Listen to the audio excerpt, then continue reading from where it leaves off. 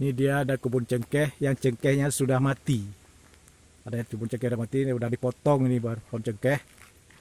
Mungkin karena sudah kering, karena kemarau lama sekali kemarin. Ini sudah mati pohonnya. Nah, ini di kebun cengkeh ada cengkehnya yang sudah mati. Ada 3 batang nampak sudah mati. Nah, di sana juga sudah kering, mati dia. Tak punya daun lagi.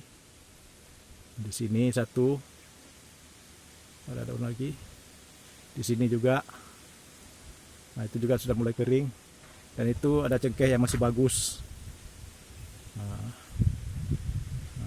ini sudah ada peremajaan. Itulah kawasan cengkeh di Lok Nga, Aceh Besar, yang dulu pernah berjaya dengan produksi cengkeh. Nah, ini dia sudah kering nih.